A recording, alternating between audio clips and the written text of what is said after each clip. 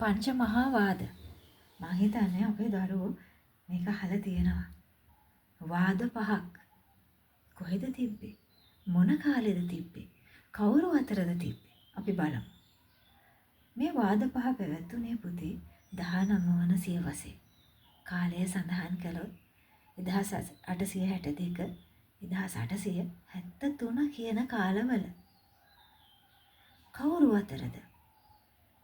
පංචමහා වාද තිබ්බේ බෞද්ධ සහ ක්‍රිස්තියානි කියන දෙපාර්ශවය අතර.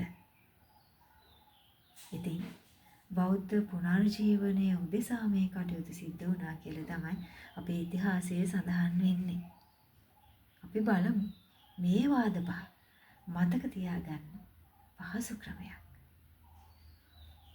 වාදය පැවති වර්ෂය සහ වාදයට අදාළ නම අපි මෙන්න මේ විදියට මතක තියාගන්න උත්සාහ කරමු.